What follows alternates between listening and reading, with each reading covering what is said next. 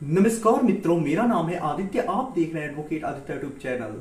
आज जो आप लोगों के लिए मैं वीडियो लेकर आया हूं वो एक प्रैक्टिकली वीडियो है। आज जो मामला मैं आपको बताऊंगा वो बिल्कुल प्रैक्टिकली मामला बताऊंगा। इस मामले में जो पत्नी थी उसने पति के ऊपर झूठा 498A का केस किया था, साथ ही साथ उसने मेंटेनेंस का भी केस किया था और डीवी एक्ट का भी केस लगाया था। जो पत्नी थी वो चाहती थी पति बुरी तरह से उलझ जाए और इन मुकदमों से परेशान होकर उसकी मनमानी करे, लेकिन पति हौसला नहीं खोता है, अपनी सूझबूझ दिखाता है और झूठा मुकदमा लगाने वाली पत्नी को अच्छा सबक सिखा देता है।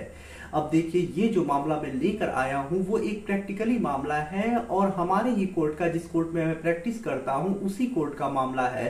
तो ये एक लोअर कोर्ट का ही मामला है, इस वजह से मैं आप लोगों के लिए लेकर आया हूं ताकि आप भी अगर चाहें तो इस तरीके का यूज करके पत्नी को सबक सिखा सके। तो इस वीडियो में आगे बढ़ने से पहले, मामले को समझने से पहले दो महत्वपूर्ण बातें मैं आपको बताना चाहता हूं। हमारा एक ग्रुप स्टार्ट हुआ है।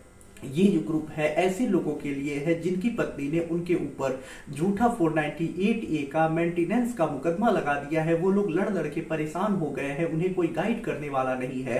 तो उनको सपोर्ट करने के लिए, उन्हें जानकारी देने के लिए, उन्हें लेटेस्ट के और लैंडमार्क के जो भी हाई कोर्ट और सुप्रीम कोर्ट के जजमेंट्स आती है उन अन्य चीजें बताने के लिए ये ग्रुप बताया गया है। जैसे कि आपकी जो समस्याएं होंगी वो आप ग्रुप में पूछ सकते हैं, आपको जजमेंट मिल जाया करेंगे, लेटेस्ट की जानकारी मिल जाया करेगी, क्या ट्रेंड में चल रहा है वो सीखने को मिल जाएगा।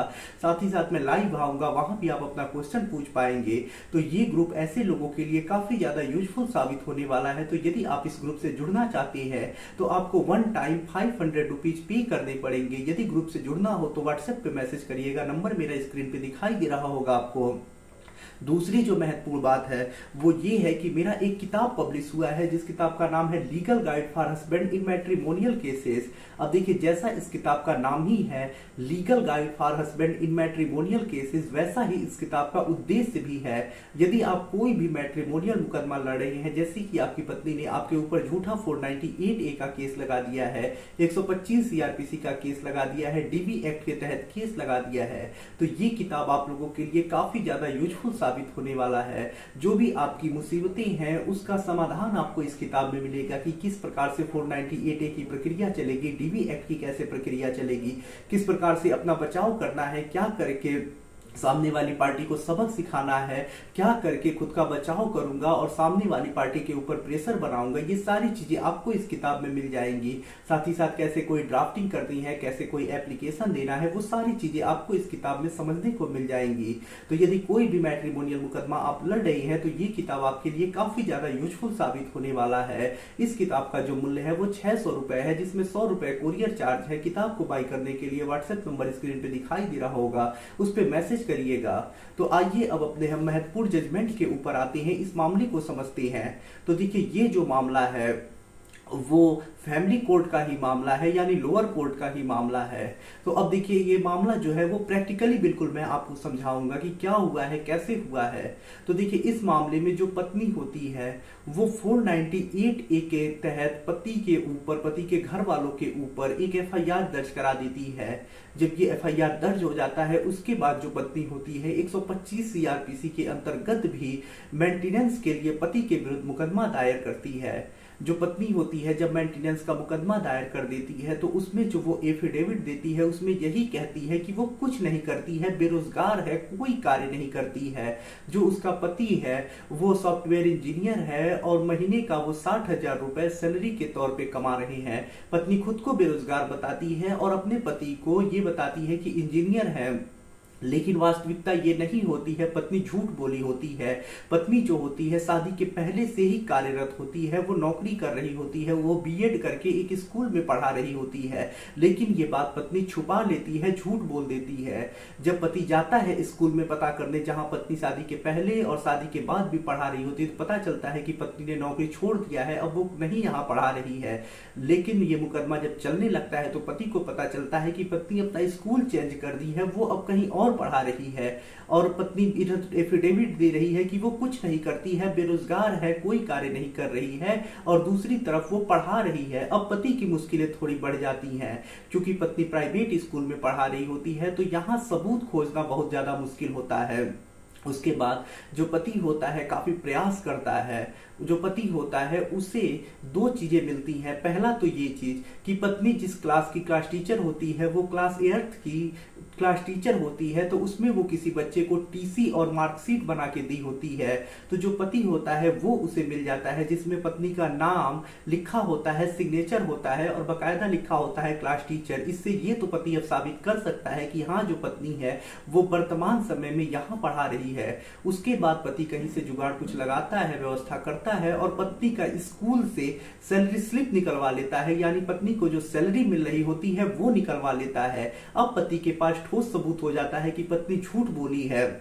उसके बाद जो पति होता है धारा 340 सीआरपीसी के तहत कोर्ट में ये एक एप्लीकेशन लगाता है कि पत्नी ने झूठा शपथ पत्र दिया है, गलत बातें बोली हैं। और देखिए जब ये 340 सीआरपीसी की एप्लीकेशन पति की तरफ से लगाया जाता है तो पत्नी तो अब डर जाती है, लेकिन पत्नी यही कहती है, अभी भी डिनाई करती है कि मैं कुछ नहीं करती हूँ, कोई काम नहीं कर रही हूँ। लेकिन पति भी समझदार होता है, वो पहले तो सिर्फ 340 सीआरपीसी का एप्लीकेशन लगाता है, कोई साक्ष्य नहीं लगाता है।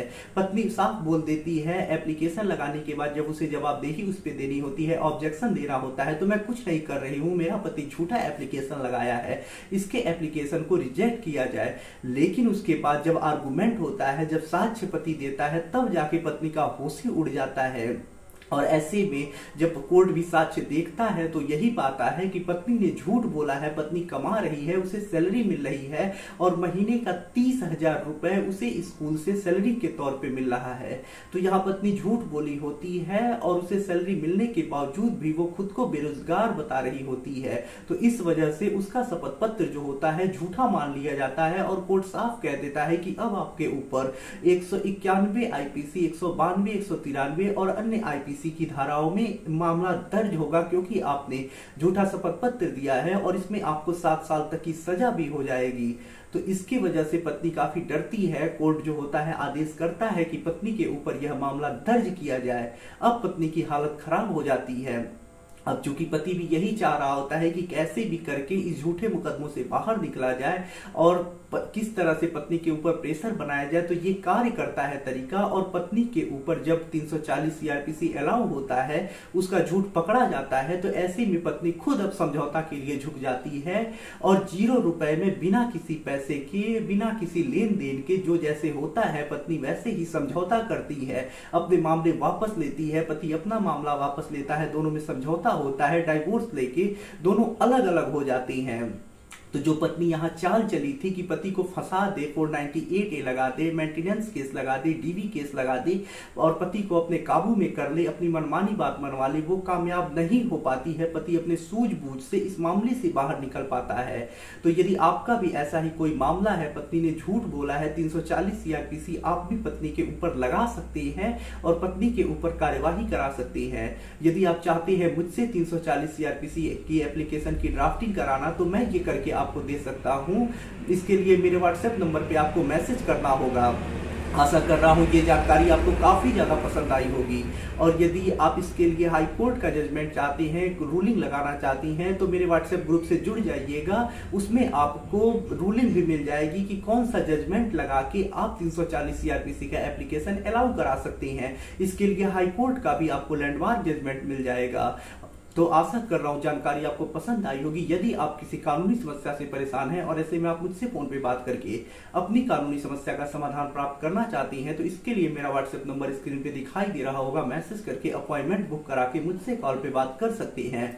वीडियो पसंद आया हो तो वीडियो को लाइक करें, अपने दोस्तों के साथ शेयर करें और यदि आप चैनल पे नए हैं तो चैनल को सब्सक्राइब करके बेल आइकन को दबाएं। मिलते हैं नए वीडियो के साथ अगले दिन, तब तक के लिए जय हिंद, जय भारत।